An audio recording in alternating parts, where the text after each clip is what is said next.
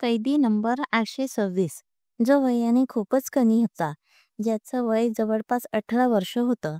त्याच्या चेहऱ्यावर एक विचित्र प्रकारचे हावभाव होते. नाही त्याला मी निरागस बोलू शकत होते आणि नाही लबाड. जेव्हा कधी मी त्याला पाहायचे तेव्हा मला असं वाटायचं की तो कोणत्या तरी खोल विचारात आहे. त्याचा चेहरा अगदी केविलवाणा असायचा. मला त्याच्याबद्दल खूप वाईट वाटायचं, कारण की त्याला फाशीची शिक्षा मिळाली होती. वयाच्या 18-19 वर्षी तो हे जग सोडून जात होता. जिथे ज्याच्यासाठी हे जग अजूनही उघडलं नव्हतं, तो तर वयाने खूपच लहान वाटत होता. माझं खूप मन करायचं की मी त्याला विचारावं की तुला कोणत्या गुन्ह्याची शिक्षा मिळाली आहे की ज्यामुळे तू तुझे आयुष्य आनंदाने जगायचं सोडून मृत्यूच्या वाटेवर निघाला आहेस. परंतु त्याच्या चेहऱ्यावर इतके केविलवाणे भाव असायचे की मला त्याच्यासोबत बोलायला देखील भीती वाटायची. माझं नाव रोहिणी आहे आणि पेशाने मी इन्स्पेक्टर होतो आणि पोलिसात काम करणाऱ्या लोकांप्रमाणे माझं देखील मन दगडाचं होतं. परंतु त्या कैद्याला पाहून माझं मन विरघळायला ज्याचं नाव राजू होतं, माझं त्याच्यासोबत बोलायचं मन करायचं. मला त्याच्यासोबत खूप काही बोलायचं होतं. त्याला खूप काही विचारायचं होतं. परंतु जेलच्या आतमध्ये असं वातावरण नसायचं की तुम्ही एखाद्या कैद्यासोबत असं गप्पा गोष्टी करू शकाल. आज मला ऑर्डर मिळाली होती की कैदी नंबर 826ला 2 दिवसानंतर फाशीची शिक्षा घ्यायची आहे. याचा अर्थ त्याच्या शिक्षेची वेळ आली होती. आज माझं मन खूपच उदास झालं. आज माझ्या मनामध्ये खूपच भीती निर्माण झाली होती. ती ऑर्डर हातात पडताच माझं हृदय जोरात धडधडत होतं, कारण की आज त्याला फाशीची शिक्षा मिळणार होती. माझं पण अस्वस्थ होत होतं. मी विचार केला होता की मी त्या कैद्याला त्याची शेवटची इच्छा विचारेल, कारण माणसाला मरणाच्या आधी त्याची शेवटची इच्छा नेहमी विचारली जाते. हा त्याचा अधिकार असतो की त्याला फाशीची शिक्षा देण्याची शेवटची इच्छा विचारली जाते. मग ती इच्छा त्याला आवडीनं जेवण करायची असेल किंवा त्याला त्याच्या आवडीच्या व्यक्तीला भेटायची असेल, त्याची ती इच्छा नेहमीच पूर्ण केली जायची. कैदी नंबर 826ला फाशीची शिक्षा मिळाली होती, त्यामुळे त्याला देखील शेवटची इच्छा विचारली जाणार होती. त्या दिवशी त्याचे आई-वडील त्याला भेटायला आले होते. त्याची आई त्याला मिठी मारून जोरात रडत होती. त्याची आई बोलत होती, "बेटा, मला पूर्ण विश्वास आहे की देव तुला ही शिक्षा भोगावू लावू देणार नाही. तुला त्या शिक्षेपासून नक्कीच वाचवेल." माझं मन मला सांगते माझा मुलगा निर्दोष आहे. मला त्या बाईवर दया येऊ लागली. ती बाई हे सगळं काय बोलत होती, कारण की त्याला फाशी तर 2 दिवसानंतर होणार होती. एकदा का शिक्षा सुनावली गेली, मग त्याला कोण अडवू शकत होता? खरं तर पुढचा दिवस रविवार होता, त्यामुळे मला आजच्या दिवस त्याच्या शिक्षेची ऑर्डर मिळाली होती आणि मला सांगितलं होतं की आजच त्याच्या घरातल्या लोकांसोबत भेट घडवून आणा, जेणेकरून सोमवारी त्याला त्याची शिक्षा दिली जाईल.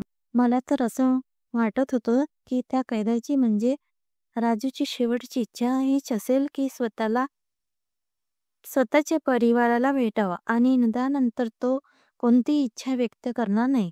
त्यांना भेटल्यानंतर तो फक्त मरून जाणंच पसंत करेल. परंतु मला हे माहीत नव्हतं की त्याची शेवटची इच्छा ही इतकी विचित्र आणि सगळ्यात वेगळी असेल. राजूची त्याच्या घरातल्या सोबत भेट घडवून आणल्यानंतर त्याला पुन्हा कोठडीमध्ये बंद केलं गेलं. आता त्याच्याजवळ फक्त 48 तास शिल्लक राहिले होते. मी अगदी आपुलकीने त्याला विचारलं, "राजू, तुझी मरणाआधीची शेवटची इच्छा तर पूर्ण झाली असेलच. आता तुझी अजून शेवटची इच्छा काय असणार आहे? तू तर तुझ्या घरातल्यांना भेटला आहेस. आता तर तुझ्या मनामध्ये दुसरी कोणतीच इच्छा राहिली नसेल." त्यावर राजू म्हणाला, "असं अजिबातच नाही. माझी शेवटची इच्छा आहे आणि मला ती इच्छा पूर्ण करायची आहे." राजूने लगेच मला उत्तर दिलं, "काय इच्छा आहे तुझी?" तेव्हा राजू बोलू लागला, "तुम्ही मला वचन द्या की तुम्ही लोक माझी ती इच्छा पूर्ण कराल." "हां, हां, पूर्ण करणार. नक्कीच पूर्ण करणार. कारण की हा तुझा अधिकार आहे." मी त्याच्यावर दया दाखवून म्हणाले. त्यावर तो म्हणाला की "ठीक आहे. मला एका मोठ्या अधिकाऱ्यासमोर हजर करा. मी माझी इच्छा अशी कोणालाही सांगणार नाही. कारण की माझी इच्छा खूप खास आहे आणि माझी इच्छा आहे की तुम्ही कसंही माझी इच्छा वरपर्यंत पोहोचू नये." त्याचं ते बोलणं ऐकून मला राग तर आला होता, परंतु तो शिक्षेचा गुन्हेगार होता. त्यामुळे विचार केला, ठीक आहे, जाऊ दे. सध्या तरी हा 2 दिवसाचाच पाहुणा आहे. त्यामुळे त्याच्यासोबत दुश्मनी करून मला काय मिळणार होतं? मी एस.पी. साहेबाच्या समोर राजूला हजर केलं. "बोल बेटा, तुझी काय इच्छा आहे?" एस.पी. साहेब इतक्या प्रेमळपणे एखाद्या फाशीच्या गुन्हेगारासोबत कसं काय बोलू शकत होते? परंतु कदाचित त्यांनी देखील त्याच्या वयावर दया आली असेल किंवा त्याचा अपराध काय आहे हे त्यांना माहीत नसेल. असहाय्यक अपराध केला होता. त्यामुळे त्याला फाशीची शिक्षा मिळाली आहे. कारण की या जेलमध्ये बहुतेक असेच होते की त्यांचा अपराध खूप छोटा होता, परंतु त्यांना फाशीची शिक्षा मिळाली होती. तर मोठे मोठे गुन्हे करणारे अपराधी बाहेर आरामात फिरत होते. जेव्हा राजूला त्याची शेवटची इच्छा विचारली गेली तेव्हा राजू बोलू लागला, "एस.पी. साहेब, माझी शेवटची इच्छा आहे की मला या जगामध्ये पहिलं आणि शेवटचं लग्न करायचं आहे. मला लग्न करायचं आहे आणि एक दिवस मला माझ्या बायकोसोबत घालवायचं आहे." त्याची इच्छा ऐकून माझ्या तोंडाला जणू कुलूपच लागला गेला. तेव्हा एस.पी. साहेबांनी जरा हुशारीनं काम घेतलं आणि म्हणाले, "हे बघ बेटा, तुझं लग्न तर आम्ही करून देऊ शकतो, परंतु तुझ्यासोबत लग्न करण्यासाठी तयार कोण होईल? तुझ्या घरातले श्रीमंत तर नाही, तू एक गरीब घरातला मुलगा आहेस. त्यामुळे कोण तुझ्यासोबत लग्न करेल? का उगाच हा चान्स घालवतोस? त्यापेक्षा कोणती तरी दुसरी इच्छा व्यक्त कर. जर तुला तुझ्या आवडीचं काही खायचं असेल, कोणाला भेटायचे असेल, तर ते आम्हाला सांग. आम्ही ते सर्व तुझ्यासाठी करायला तयार आहोत. तू फाशीच्या शिक्षेचा गुन्हेगार आहेस आणि आमच्यासाठी ही खूपच दुःखाची बातमी आहे. परंतु न्याय खूप कडक आहे आणि न्याय असाच आहे, सगळ्यांसाठी बरोबर आहे. मग कोणी वयाने लहान असो किंवा वयाने मोठा असू दे. तर एक एखादा साधू असू दे किंवा एखादा बदमाश, सगळ्यांना नजरेतून पाहिलं जातं. मला माहीत नाही की तुला शिक्षा का मिळाली. तुझी केस तर भरपूर दिवस कोर्टात चालली सुद्धा नाही, परंतु तुला फाशी शिक्षा मिळाली आहे. तुझा केसचा निकाल तर लगेचच लागला आणि तुला फाशीची शिक्षा मिळाली आहे आणि यामध्ये तुझा अधिकार आहे की तुझी शेवटची इच्छा आम्ही पूर्ण करावी. तुझी ही इच्छा मी पूर्ण करू शकतो, परंतु तुझ्यासोबत लग्न करायला कोणी तयार तर असायला पाहिजे ना, आणि जर कोणी तयारच नसेल तर तुझं आम्ही लग्न कसं करून देऊ? तेव्हा राजू बोलू लागला, "एस.पी. साहेब, ही तुम्हाला एक अशी कल्पना सांगणार आहे की ज्यामुळे माझं लग्न आपोआप होऊन जाईल." त्याचं हे बोलणं ऐकून मी देखील कान टवकारले. विचार करू लागले की हा एखाद्या जेलमधला आरोपी महिलेसोबत तर लग्न करायला बोलत नसेल ना? राजू बोलू लागला की तुम्ही बाहेर जाहीर केला की राजूसोबत लग्न करायला कोण तयार आहे आणि जी बाई राजू सोबत लग्न करायला तयार असेल ती एक रात्र त्याच्या बरोबरच राहील आणि तुम्ही मला वचन द्या की जर माझ्यासोबत लग्न करण्यासाठी एखादी बाई तयार झाली तर तुम्ही तिला अडवणार नाही. राजूने अगदी हुशारीने आम्हाला हे सगळं सांगितलं. तेव्हा आम्ही तेव्हा आम्ही म्हणालो की ठीक आहे, परंतु आम्हाला वाटत नाही की तुझ्यासोबत लग्न करायला कोणी तयार असेल. एखादी बाई तिचं आयुष्य का बरबाद करेल? एका दिवसासाठी का नवरी बनेल? तुझी बायको होऊन स्वतःच्या परिवारासोबत दुश्मनी ओढवून घेईल.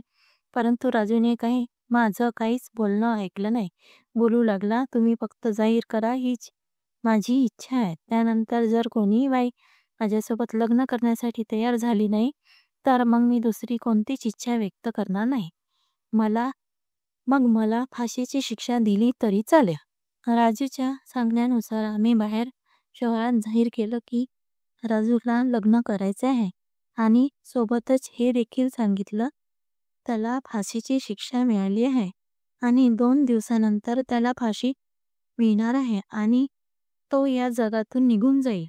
त्याच्यासोबत लग्न करायचं असेल तर या पोलीस स्टेशनमध्ये या.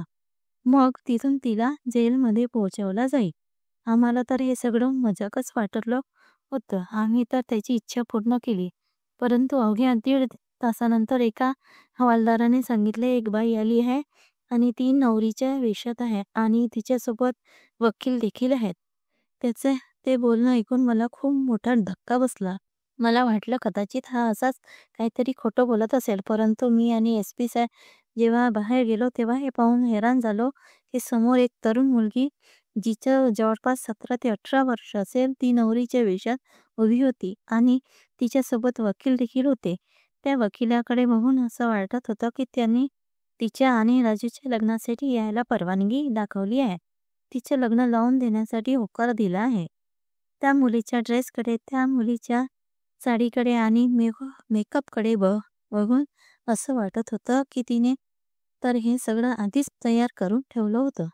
आता मला राजूवर संशय येऊ लागला की त्याने ही अशी इच्छा का व्यक्त केली. एक दिवसासाठी त्याला त्याच्या बायकोला भेटून काय मिळणार होता. ही बाई कोण आहे? मी वकिलाला विचारलं. तेव्हा वकील बोलू लागले की मला माहीत नाही, पण ही माझ्याजवळ आली आणि माझ्याजवळ आली तेव्हा ती नवरीच्या वेशात होती. म्हणाली की मला जेलमध्ये घेऊन चला, मला राजूसोबत लग्न करायचं आहे. मला माहीत नाही की तिच्या मनामध्ये नेमकं काय आहे. मी तिला समजावलं की असं करू नकोस, परंतु ती ऐकायला तयारच नाही. बोलू लागली की मला राजूसोबतच लग्न करायचं आहे. मी तिला सांगितलं आहे की त्याला फाशीची शिक्षा मिळाली आहे. 2-3 दिवसांतर त्याचा मृत्यू अटळ आहे, परंतु ती बोलते की काही हरकत नाही. मी भलेही 1 दिवस राजूसोबत राहीन, परंतु माझी देखील इच्छा पूर्ण होईल, कारण की माझा राजूवरच खरंच खूप प्रेम आहे. आम्हाला माहीत नव्हतं की राजूवर एखाद्या मुलीचं इतकं प्रेम आहे की ज्याच्यासाठी सर्व काही सोडायला तयार आहे. हे सगळं खूप विचित्र होतं. परंतु आमचं काम तर त्याची इच्छा पूर्ण करणं होतं. आम्ही कोणत्याच गोष्टीवर काहीच आक्षेप घेतला नाही. मग राजूला त्याच्या कोठडीतून बाहेर घेऊन आले आणि एका खुर्चीवर बसवले आणि मग वकिलाने लग्नाचे पेपर समोर केले. दोघांनी पेपरवर सही केली. एकमेकांना हार घातले. सर्वांच्या समक्ष पेपरवर सही केली आणि एकमेकांना हार घातले. राजू बोलू लागला, आता माझ्या हक्काप्रमाणे आणि तुझ्या वचनाप्रमाणे माझ्या बायकोला माझ्यासोबत पाठवा. मी तिच्यासोबत गप्पा गोष्टी करेल. पूर्ण दिवस आम्ही आमच्या जुन्या आठवणींना उजाळा देऊ आणि मग त्यानंतर ही निघून जाईल आणि मग त्यानंतर तुम्ही मला फाशीवर चढवा. मला काहीच दुःख होणार नाही. मला माझा प्रेम मिळेल. राजीचं बोलणं ऐकून माझ्या डोळ्यात देखील पाणी आलं. प्रेम खरंच हे असं असतं. मी मनातल्या मनात हाच विचार केला. परंतु मला हे माहीत नव्हतं की याच्या मागे किती मोठी कहाणी असेल, ज्यामुळे आमची शुद्ध हरपणार होती. SP साहेबांनी हसत माझ्याकडे इशारा केला की तू या मुलीला राजूच्या कोठडीमध्ये कैद कर. तिथे तर खुर्ची देखील नाही, अंथरूण देखील नाही. ही मुलगी स्वतःच वैतागून तिथून बाहेर निघेल. मी देखील हाच विचार केला होता. मी त्या मुलीला राजूच्या कोठडीमध्ये घेऊन गेले. तिथे तर मुश्किलपणे 2 लोकांना उभं राहण्यासाठी जागा होती. मी त्या दोघांनी त्या कोठडीमध्ये बंद केलं आणि मग स्वतः बाहेर आले. मला वाटलं की थोड्या वेळानंतर ती मुलगी वैतागेल, परंतु मला हळूहळू आवाज येऊ लागला. काहीतरी तोडण्याचा आवाज येऊ लागला. असं वाटत होतं की कोणीतरी काहीतरी तोडण्याचा प्रयत्न करत आहे. असं वाटलं की कदाचित ते त्या कोठडीचा दरवाजा तोडण्याचा प्रयत्न करत आहे. परंतु निर्धास्त होते, कारण की मला माहित होतं कोठडीचा दरवाजा तोडणं आणि उघडणं इतकी सोपी गोष्ट नाही. माझा हाच प्रयत्न होता की राजूने त्याच्या मनातला त्याच्या प्रेयसीसोबत बोलावं. सध्या तरी मला त्या दोघांमध्ये काहीच रस नव्हता. ते जे काही बोलत होते ते मी ऐकले नाही. त्याच्यावर लक्ष दिलं. मला निर्धास्त करणारी एकच गोष्ट होती की त्या कोठडीच्या दरवाज्यावर एक खूप मोठा कुलूप लावला गेला होता आणि ते कुलूप कोणीही तोडू शकत नव्हता. खूप वेळ निघून गेला. मला झोप येऊ लागली. तेव्हा मला त्या कोठडीतून ओरडण्याचा आवाज आला. मी लगेच तिथे गेले. तेव्हा ती मुलगी जी राजूसोबत लग्न करून इथे आली होती आणि त्या कोठडीमध्ये बसली होती, ती बोलू लागली, मला इथून बाहेर काढा. आता मी राजूसोबत 1 मिनिट देखील राहू शकत नाही. वाटलं कदाचित राजू तिच्यासोबत काहीतरी चुकीचं वागला असेल. ती मुलगी बोलू लागली की माझ्या घरातले माझी वाट पाहत असतील, त्यामुळे मला आता घरी जायचं आहे. मी लगेच कोठडीचा दरवाजा उघडला, त्या मुलीला बाहेर काढला आणि पुन्हा एकदा कोठडीच्या दाराला कुलूप लावून राजूला बंद केलं आणि पुन्हा माझ्या केबिनमध्ये आले.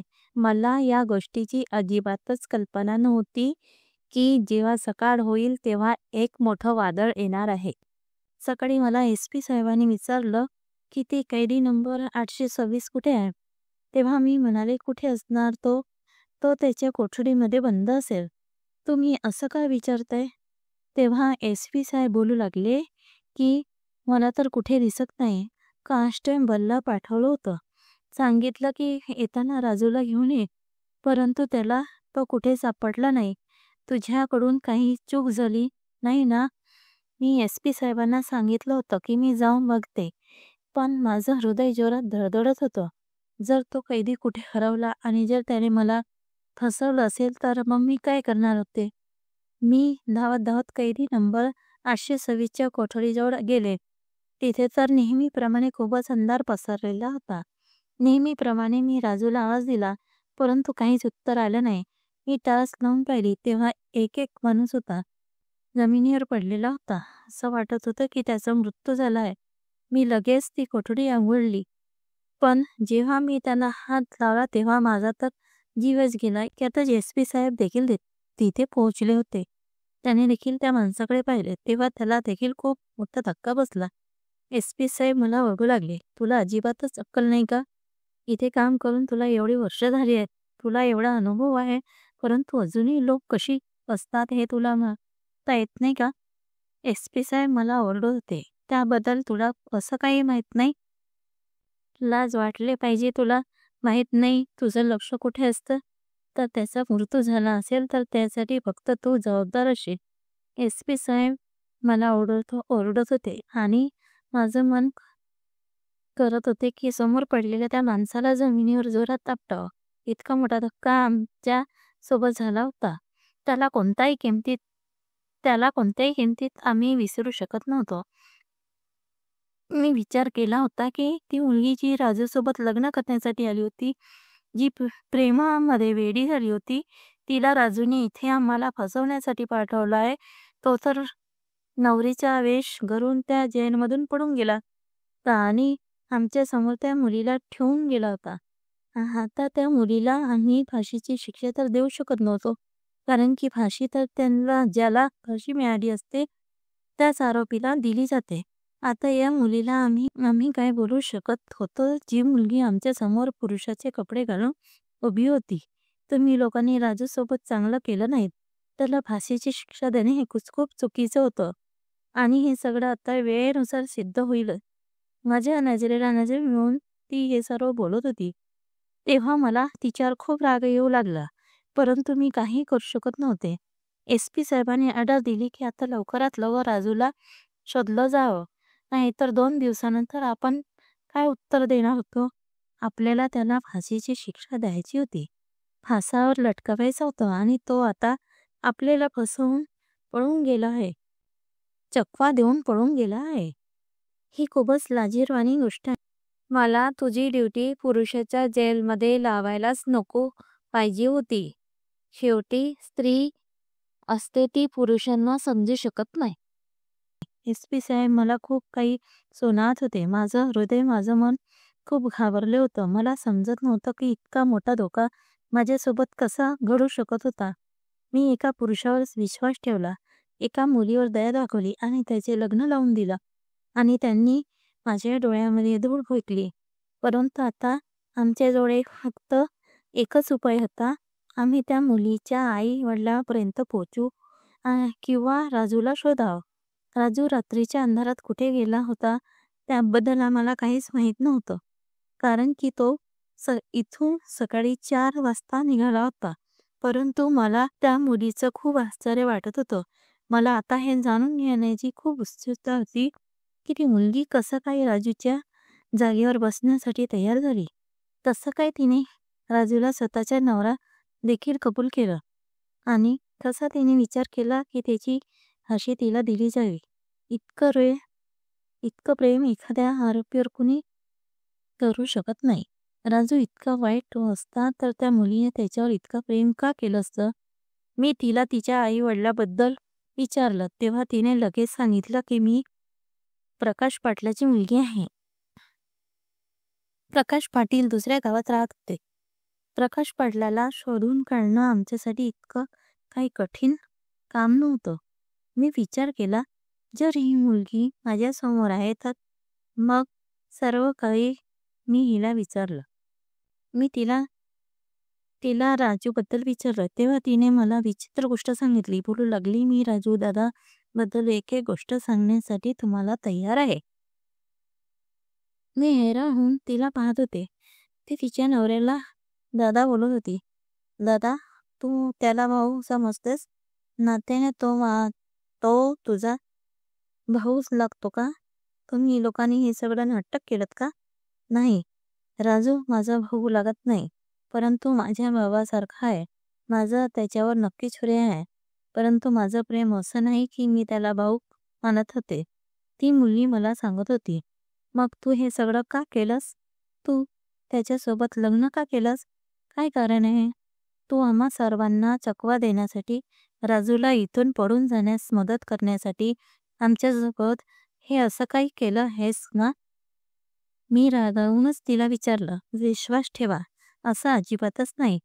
तो संध्याकाळपर्यंत परत इथे येईल. तो मला इथे कसा बघू शकतो? आता तर त्याने माझ्यासोबत लग्न देखील केलं आहे आणि मी त्याची जबाबदारी आहे.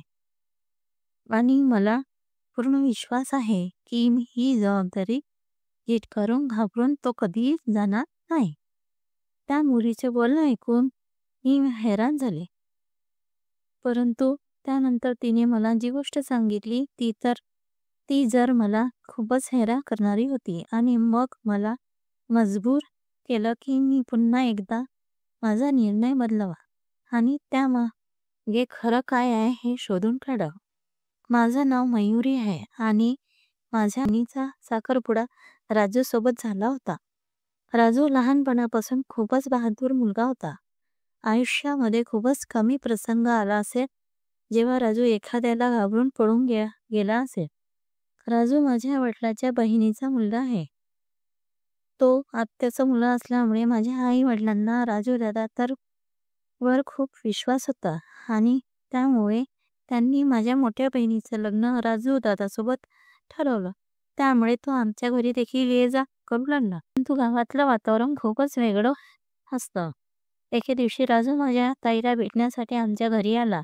तेव्हा आई वडील देखील घरात हजर नव्हते. माझ्या बहिणीचा आणि राजू दादाचा साखरपुडा झाला होता.